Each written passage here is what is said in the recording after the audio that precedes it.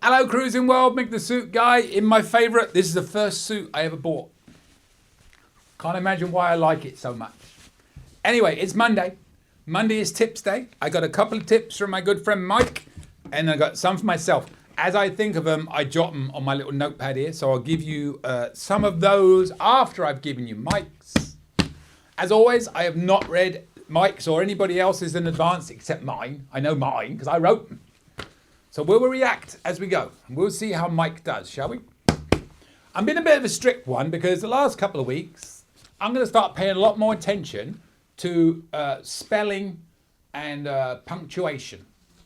Because, you know, I'm noticing a lot of you are writing these tips, which I really appreciate, but you might be rushing them and not reading back over them to make sure you wrote them correctly. Douglas, I've still got his here from the last couple of weeks, made a lot of little spelling errors. Little spelling errors. We shall see how Mike does.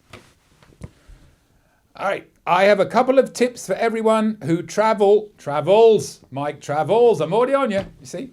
Travels by air or board the ships. We'll read that again. I have a couple of tips for everyone who travel by air or board the ships.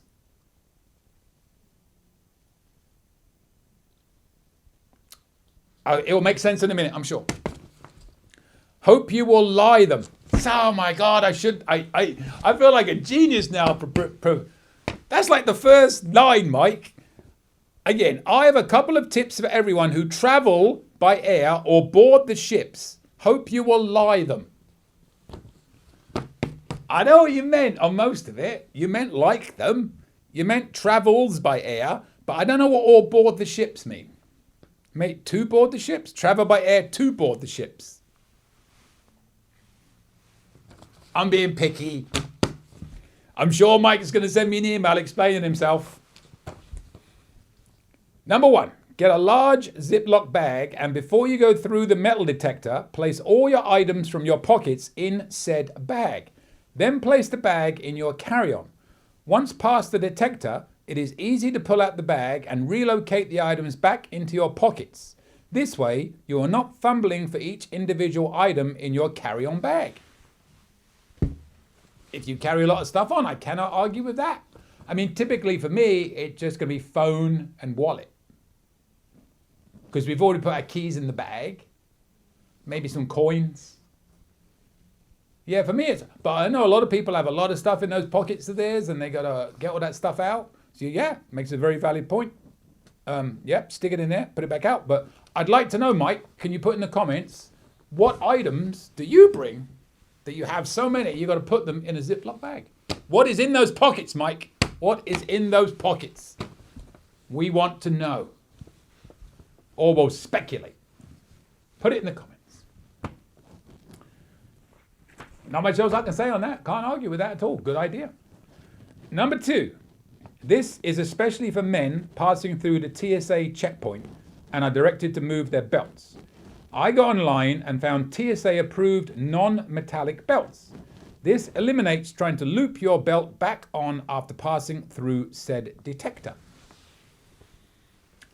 I'm one of these posh people that's TSA pre, so I don't have to take my belt off. I would recommend TSA Pre to anybody. I don't think it's that expensive. It's about $80, I think it is. And if you get global entry, it comes with global entry. And it's about 5 years it lasts. So if you travel a lot, I mean, when we fly out of Tampa and we get off the little shuttle train, it takes you to the check-in, or the TSA checkpoint area. There's usually a massive line for everybody else. And there's like 6 people go through TSA. It's the same in Vegas. There's so many airports where, especially when you're getting back from a cruise and you want to get home, I couldn't recommend TSA Pre enough. But again, another very valid point from Mike with the belts. I did not know that. So my only question would be, and you can put this in the comments, Mike, and I'm not picking at all on it. How would you know it's a TSA approved non-metallic belt? It's a genuine question. Could you go like on Amazon and ask for a TSA approved? I got my phone here. Let's try it. I was talking about this last week. Live lookup, everybody. Live lookup. I'm going to go TSA approved belt.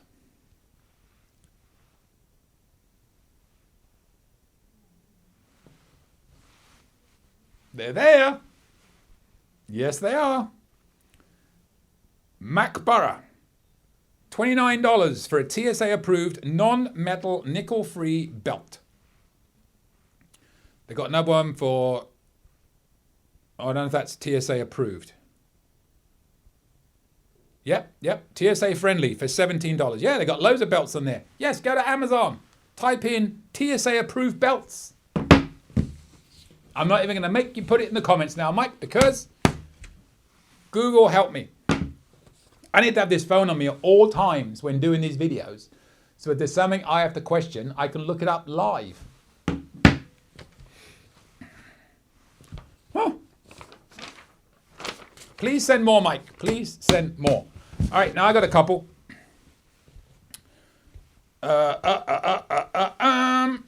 These are little things that I picked up over time. Sometimes when I make calls at the carnival and I find something out that I didn't know, I'll write it on here because otherwise I won't remember. So I got 4 here. Do I be nice and do them all, or do I do one and then another one next week? I think I'm just going to do one, and then I'm going to share 3 with you next week. Or, let's just do them all. Let's make it a bumper week. I'm feeling in a good mood. And I know you're going to send me your tips. See, ordinarily, because, there's only so many tips I could do, I should be spreading these out. But by me giving you 4 more on top of Mike's 2, that's 6 in 1 week. And we normally do 3 in 1 week, sometimes 4. It's a bumper week of tips. That means you have to send me yours, or the show's going to shut down because I won't have any left. Pressure. All right. Insurance is non-refundable. So if you prepay insurance on your cruise, you cannot just cancel it and get your money back. It gone. Not much I need to add to that. If you cancel or if you move to a new cruise, they'll move the insurance with you. But if you cancel the cruise, the insurance is non-refundable once you purchase it. Didn't know that, found out the other day.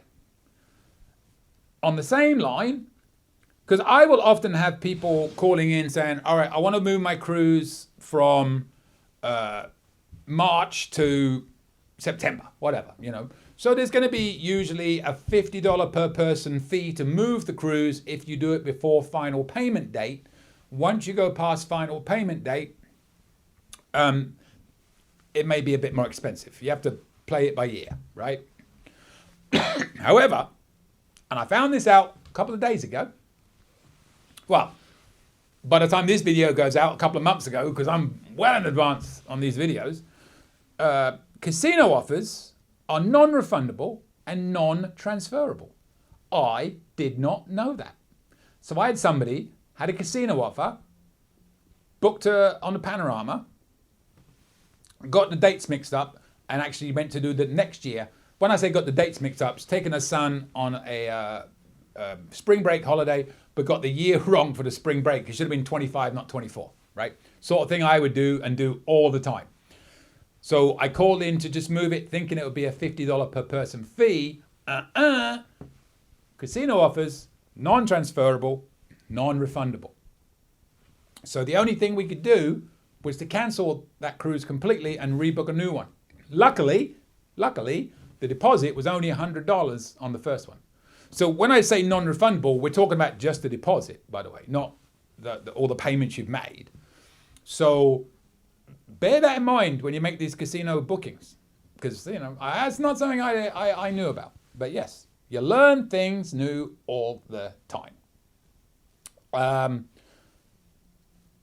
Future cruise credit. If you don't know what that is, it's something you will get typically if something happens on your cruise. For example, we were supposed to go to Greenland this year and we didn't end up going to Greenland, so they gave us 50%. No, they didn't give us any future cruise credit. However, a few weeks later, we were supposed to go to Bermuda and we did not go to Bermuda. So they gave us 50% future cruise credit because it would be a lot cheaper than doing it on the Greenland cruise. Plus they claim they sent it to some extra Canada ports. Have a little dig. Anyway, so future cruise credit is something that Carnival would give if something happens that is not in our control, as in you and me, the customer. They don't have to do it all the time, but they typically do as a goodwill gesture. But if something goes wrong with their ships, for example, the Panorama that just had the problems with the propeller, yes, they gave everybody 50% FCC that was cruising more than 2 weeks out, and everybody that was on the next 2 weeks, they gave 100% FCC. Now, what does that mean? That means future cruise credit is the amount you paid for the cruise, not port fees and taxes that will be refunded. But the future cruise credit, they will give you a percentage, whatever they decide based on what happened, of what you paid for the actual cruise that you can put towards another cruise. This is nothing to do with refunds or anything like that. It's a totally separate thing. Future cruise credit is what you can apply usually from a Carnival incident or a non-port stop where Carnival chose to give it to you, which they didn't have to use on another cruise. You have to use it within a year, but you don't have to sail within a year. You could use it within a year and cruise a year later, but you just have to make that booking within the year. Okay? Now, the thing I found out the other day, I knew all of that, but the thing I found out the other day is that you cannot double dip on future cruise credits. So if you've had that happen to you twice, you can't apply both to the same cruise. You can only apply one per cruise. So the tip, it's a roundabout tip because I had to explain the background of what FCC means, future cruise credit. The tip is, if you've got two, you can't use them both on the same cruise. You have to use number one on cruise one and number two on cruise two. That was a long-winded way of getting around to the tip, wasn't it? If you're as confused by that as I am, send me an email and I will explain it better. But bottom line, future cruise credit is a percentage of the cruise fare only. And one more thing, you cannot use it to cover a deposit. So if you are using it for a new cruise, you have to pay the deposit first, then apply the future cruise credit. It does not count towards deposits. Then you get that whole refundable, non-refundable stuff coming in. It gets very messy. It's very messy. All right, and the last one, and I saw this on a Facebook page the other day, and I cannot believe I didn't see this tip anywhere. But if you are going on a cruise, this is what they said. They'd made this little slip up, and I think it might come from a Carnival site and somebody just printed it. I don't know. But if you're letting relatives or friends know you'll be gone, and you're like, and they say, well, if there's an emergency, how do we get hold of you?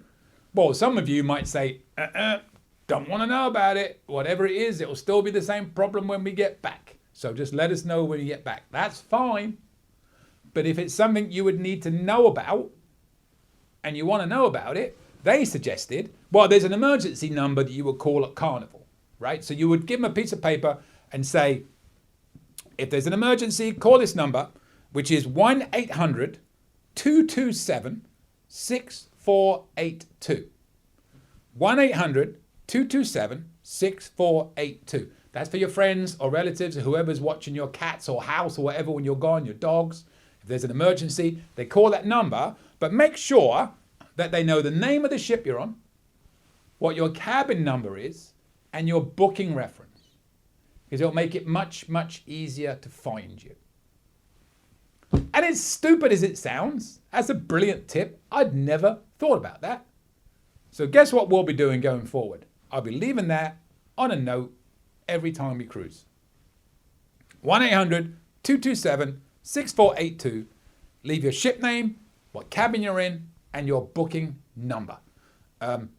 Probably be a good idea to confirm the dates of the cruise on there as well, just in case there's a bit of confusion, if there's an overlap. Say you left a few days early and they weren't sure what day you're actually going on the cruise, so they knew which, date. So put the dates of the cruise on there too. I'm adding that. That was not on the original. So now this is my idea. Anyway, so I like that one. Good one. All right. Thanks, Mike. Thanks for your proving my point on the first line with your wording. Douglas did the same, don't worry. And I do exactly the same, don't worry. I'm just being pedantic, as they say. So, subscribe to this little channel if you would like to, please. Ring that little bell and you'll get notifications when I submit videos, when I put videos out. I do one on a Monday, one on a Thursday, one on a Saturday.